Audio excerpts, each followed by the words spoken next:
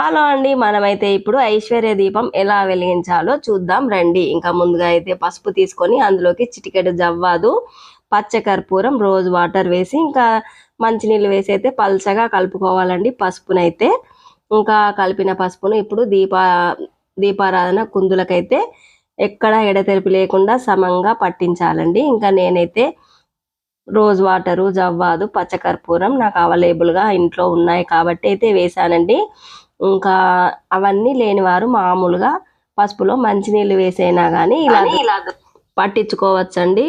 ఖచ్చితంగా అవన్నీ వేయాలని అయితే రూల్ అయితే లేదండి. ఇంకా ఏదైనా మనం ఏం చేసినా కానీ భక్తే ప్రధానమండి. ఇంకా నేనైతే దీపపు కుందులన్నిటికీ ఇలా పసుపు అయితే ఎడతెరిపి లేకుండా పట్టించుకుంటున్నాను. ఇదివరకు వీడియోలో కూడా మీకు ఐశ్వర్య దీపం ఎలా వెలిగించానో చూపించాను. కానీ ఒక ఆంటీ గారైతే నన్ను అడిగారండి. ఇంకా ఆంటీకి ఫోన్లోనే క్లియర్ చేశాను. కాకపోతే ఇంకా ఆంటీతో పాటుగా మన సబ్స్క్రైబర్లు కూడా అందరూ ఎవరైనా ఇంకా తెలియని కొత్త వారు ఎవరైనా ఉన్నా చూసి తెలుసుకుంటారు అని అయితే ఇంకా ఐశ్వర్య దీపం వెలిగించే పద్ధతి మరొకసారి అయితే క్లుప్తంగా చూపిస్తున్నాను.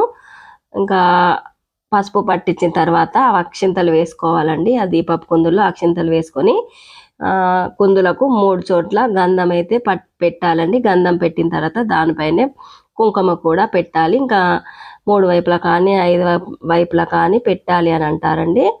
ఇంకా నేనైతే 3 వైపులా పెట్టుకుంటాను.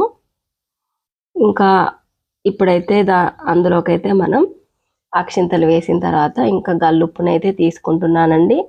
ఇంకా రాక్ సాల్ట్ అని అంటారు, గల్లుప్పు అని అంటారు, సముద్రపు ఉప్పు అని అంటారు. ఇంకా పింక్ సాల్ట్ ఉంటే అది కూడా వేసుకోవచ్చండి. ఇంకా ఏదైనా గల్లుప్పు, మొత్తానికి రాళ్ళ ఉప్పు అయితే వాడాలండి ఈ లక్ష్మీ కుబేర దీపానికి అయితే. ఇంకా నేనైతే ఇలా దోసిటి నిండుగా తీసుకొని ఇంకా నాకు ఇష్టం వచ్చిన దైవనామస్మరణ అయితే చేసుకుంటూ అయితే ఇంకా దీపపు కుందుల్లో అయితే వేస్తున్నానండి. ఇంకా మళ్ళీ పిరికిట్లో కూడా తీసుకొని ఇంకా నామస్మరణ చేస్తూ అలా 3 సార్లు అయితే వేసానండి దీపపు కుందుల్లో.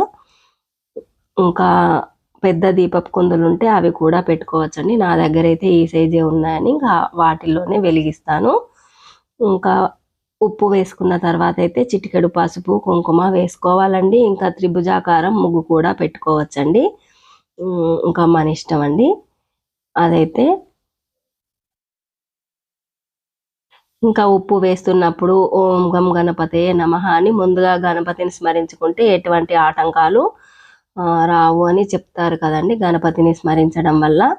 ఇంకా శ్రీమాత్రే నమః అని శ్రీమాత, శ్రీ మహారాగిని, శ్రీమత్సింహాసనేశ్వరి అని అమ్మ దయ ఉంటే అన్నీ ఉన్నట్లే అని ఇలా మనకు వచ్చిన నామాలన్నింటినీ చదువుకుంటూ అయితే ఇంకా ఉప్పు అయితే అందులో వేయాలండి. ఇంకా మనం ఇందులోకైతే దీపారాధనకైతే ఏ నూనె వాడినా పర్వాలేదండి. ఇంకా ఆవు నెయ్యి ఉంటే శ్రేష్టమని చెప్తారండి లక్ష్మీదేవికి అయితే.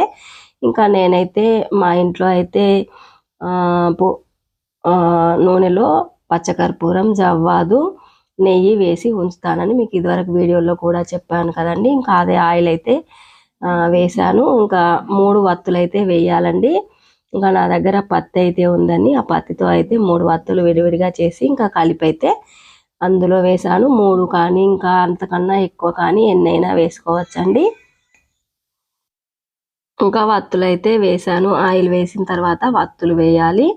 ఇంకా ఏకహారతితో కానీ అగరబత్తులతో కానీ ఇలా దీపాన్ని వెలిగించాలండి. ఇంకా దీపం వెలిగించేటప్పుడు ఏమైనా స్తోత్రాలు వస్తే అవి పాడొచ్చండి.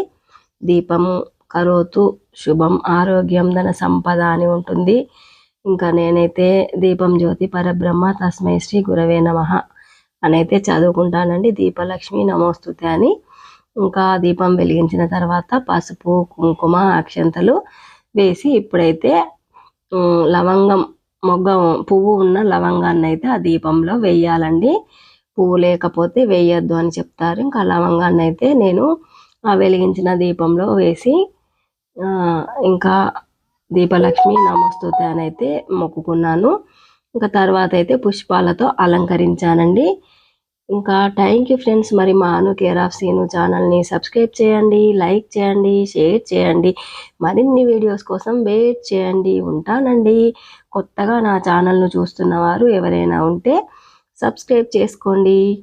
ఇంకా దీపం వెలిగించిన తర్వాత మనకు వచ్చిన నామాలన్నీ చదువుకోవచ్చండి. చక్కగా కనకధార చదవచ్చు, మణిదీపవర్ణన చదువుకోవచ్చు, ఇంకా అపర్ణాయ నమః అనే మంత్రం కూడా చదువుకోవచ్చండి. ఇంకా లక్ష్మీ అష్టోత్తర శతనామావళి ఉంటుంది కదండి, ఇంకా అవైనా చదువుకోవచ్చండి. ఇంకా ఏవైనా చదువుకోవచ్చు. ఏ స్తోత్రం రాని వాళ్ళు అమ్మ దయ ఉంటే అన్నీ ఉన్నట్లే అని అనుకోవచ్చండి. ఇంకా దీపం వెలిగించడం అయితే పూర్తయిపోయిందండి. ఇంతే అండి, ఈజీగా లక్ష్మీ కుబేర దీపం అయితే ఇలా సింపుల్గా వెలిగించుకోవచ్చండి. నేనైతే 2 సంవత్సరాలుగా ఈ లక్ష్మీ కుబేర దీపాన్ని అయితే వెలిగిస్తున్నానండి. నాకైతే మనసుకి చాలా ప్రశాంతంగా అనిపిస్తుందండి.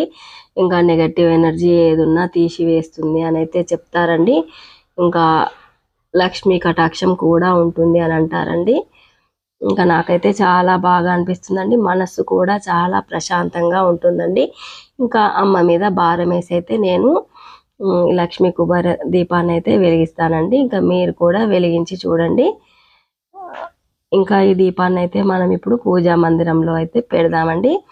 ఇంకా మంగళవారం ఈ దీపాన్ని అయితే మంగళవారం కానీ శుక్రవారం ఇంకా అమావాస్య రోజుల్లో, పండగ రోజుల్లో, విశేషమైన రోజుల్లో అయితే ఈ లక్ష్మీ కుబేర దీపాన్ని వెలిగించవచ్చండి. ఇంకా మంగళవారం, గురువారం, లక్ష్మీవారం, గురువారాన్ని కూడా లక్ష్మీవారం అని అంటారండి. ఇంకా ఆ వారాల్లో వెలిగించినప్పుడైతే నేను అమ్మవారి ఫోటోల వైపే ముఖం వచ్చేలాగా పెడతానండి. ఒక శుక్రవారం వెలిగించినప్పుడు మాత్రం ఉత్తరం వైపు చూసేలా పెడతానండి. శుక్రవారం రోజు ఉత్తరం వైపు చూస్తున్నట్టుగా పెట్టాలి అని అయితే చెప్తారండి. ఇంకా నేనైతే ఎప్పుడు అలాగే పెడతానండి. ఇంకా పూజా మందిరం అయితే చూసారా అండి ఎంత చక్కగా పూజ చేసి అలంకరించానో. ఇంకా అమ్మవారి కరుణా కటాక్షాలు మనందరిపైన ఎల్లవేళలా ఉండాలని అయితే మనస్ఫూర్తిగా కోరుకుంటున్నానండి. సర్వే జన సుఖినో భవంతు, లోకా సమస్త సుఖినో భవంతు. అందరూ బాగుండాలి, అందులో మనం ఉండాలి. ఇంకా అమ్మవారి ఆశీస్సులు అయితే మన అందరిపైన ఉండాలని అయితే వేడుకుంటున్నాను.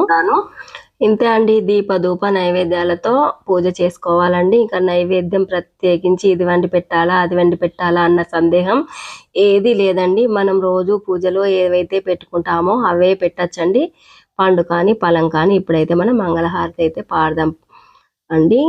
శ్రీలలిత శివజ్యోతి సర్వకామదా శ్రీగిరి నిలయా నిరామయ సర్వమంగళ జగములు చిరునగములు పరిపాలించే జనని అందరికన్నా చక్కని తల్లికి సూర్యహారతి అందాలేలే చల్లని తల్లికి చంద్రహారతి రవల తలుకుల కళా జ్యోతుల కర్పూర హారతి సకల నిగమ వినుత చరణ శాశ్వత మంగళహారతి శాశ్వత మంగళహారతి. అమ్మ దయ ఉంటే అన్నీ ఉన్నట్లే.